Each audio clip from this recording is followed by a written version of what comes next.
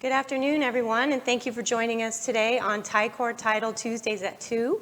We're very excited to be here today. I'm very excited to be here today. I'm actually filling in for Ryan Pulliam, who is on a well-deserved vacation this week. So I'm very excited about our guest today. We have Kaori.nagaochiti. She is here. She is from Las Vegas, Sotheby's Real Estate. And we're excited to have you here today. Thank you for joining us. Thank you so much, Charlie, for having me. Awesome. So let's go ahead and get started. Tell us a little bit about your background and how you got started in real estate. Yes, so I'm originally from Yokohama, Japan, born and raised, and I've been here in Las Vegas 16 years. My background is in corporate events and luxury concierge services. I actually transitioned out of that corporate life. I had my own business. I started a luxury concierge and events company from ground up, and then sold it to a travel company, and I transitioned out last year in January. So talk about timing, because Pandemic, I took my real estate exam in February, and mid-March we shut down. Wow. Yes. That's crazy. Crazy. So you have an amazing entrepreneurial background. Yes. Tell us how that kind of builds into your business. Absolutely. So I think, having a business mindset, an entrepreneurial background, and an experience myself, having obviously, built a business from ground up for, the last 12 years, sold it to a travel company, kind of led that team and built that business there. And then also my husband and I, we also own 2 restaurants, local restaurants in Southern Highlands. We own Mama Bird, Southern Kitchen, and Ola Mexican. And having that entrepreneur experience and that background really helps shapes my business, because I treat my business as a business. It is a business. Mm-hmm. The amount of energy, time, marketing dollars you put into the business, you get that return. Right. And I studied marketing in my college days, so that's my obviously background as well, and I apply marketing skill set every day. That's great. Yes.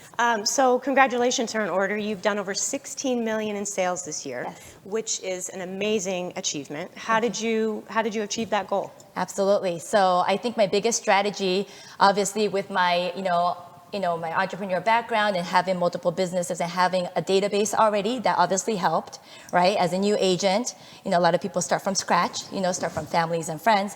I had the luxury of having already a database to market my services to, and also just really leveraging the digital platform, Charlie. You have to be on the digital space, social media, and I also dived into YouTube last December. So that was my next question. YouTube channel, I subscribed. I started watching all your videos. Thank you. You have great content. Thank you you. have some great guest speakers on there. Yes. Why YouTube? Why YouTube? Yes.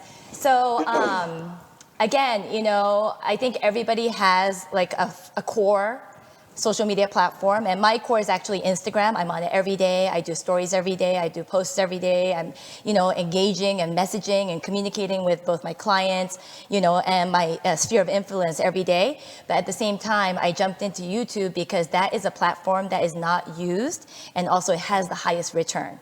So I'll kind of dive into that a little bit more. YouTube, when people watch you on video, they really relate to you. They get to know you as a person. They get to really understand your background, how you work, how you interact, how you talk to people. And of course, in my videos, I do a lot of home buying tips and, kind of showcase what my daily life is all about. And at the end of the day, I do it for my daughters. My daughters were the ones that actually encouraged me to get into, YouTube and also TikTok. I had no idea what TikTok was all about. I thought it was just dancing, but actually a lot of people are using it for business now. And I've actually received a lot of leads through TikTok, if you could believe it. Really? Wow. And it's catering to the younger demographic.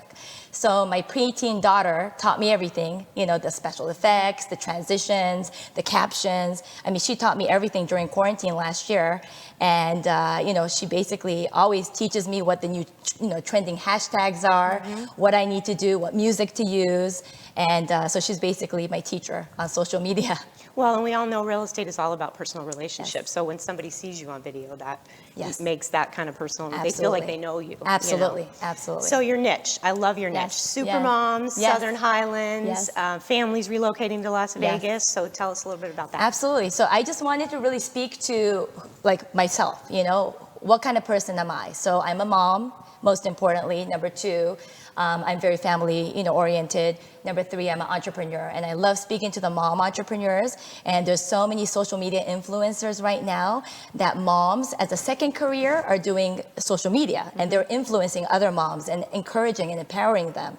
And my message through YouTube, my YouTube channel, is really to empower and educate women through real estate. And I think, again, if you're not in real estate, you don't have that knowledge, right, Charlie? And obviously, you've been in this industry much longer than I have, and you know so much. I love learning from you all the time. And this is, knowledge is wealth, and wealth, I want like a lot of these women to be able to leverage real estate and build that home equity and build wealth for their families. That's really my core message to my audience. So you did talk about your YouTube already. How do you stay consistent with it? How do you keep it fresh and come up with new ideas? Yeah. So obviously, it's not easy.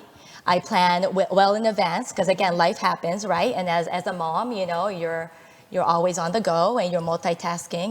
My two daughters, they're in activities as well. So my husband and I, we always multitask and tag team. But yeah, so I have a calendar of content, and I always plan at least a minimum of a month in advance.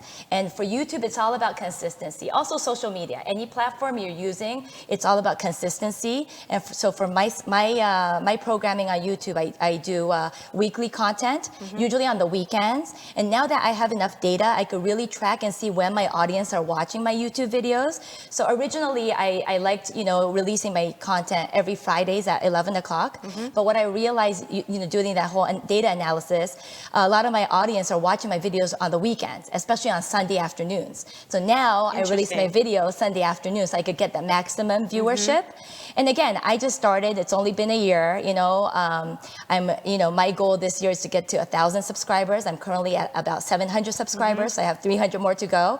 But again, you just have to get yourself out there. And it's not really it's not about the numbers, like the number of subscribers, because you just never know who's watching your videos. Right. It's who's watching doesn't matter. Exactly. And then now, it could be an international client. It could be a person on the East Coast, right? So whenever you're not active, people are watching your videos and they're getting to know you as a person. And once they're ready to make that jump to reach out to you, they will reach out to you. And whether it's a call, a text, an email, or actually they'll message me through Instagram, for example, or they'll message me through Facebook. So even though they watch my YouTube content, they'll find another way to communicate with me, which is very interesting. And that's another whole topic I could talk about. Yeah, for sure. But again, people have their comfort level on which platforms to use to communicate with you. And so you just have to always be on top of it. And again, a consistency like you talked about, weekly content for YouTube. And again, you just have to get yourself out there. Well, they feel like they're connecting with you. And they almost feel like they get to know you as a person and they're your friend. Absolutely. So it makes it almost 100%. comfortable to private message you or reach out to you on Instagram. Especially with the moms and the mom entrepreneurs that I really connect with, because I am one myself. We kind of have the same struggles. We understand each other, so, sometimes I'll get a message from them in the middle of the night, and, sometimes I'll be on my phone at 10 o'clock, right before I wrap up and go to sleep. So I could respond to them because that's their window of time to communicate, right? Their kids are sleeping, and they have a busy morning, Exactly. So why did you? I know you focus a lot on Southern Highlands. Yes. What made you decide to focus on Southern Highlands? So I've been living in Southern Highlands for the last 12 years. I absolutely love my community. I'm like the biggest Southern Highlands advocate. So for me, you called it a hidden gem, I think. It is, yes. So again, a lot of people, especially out of town buyers, they do not know Southern Highlands. They're like, where is this community? Where do you live? And they want to know where I live and why I love this community so much. So then I started doing a lot of videos about Southern Highlands. And now when you do a search, my videos do pop up, and I talk about Southern Highlands all the time and why I love it. And one of the reasons why is because it's such a small town feel.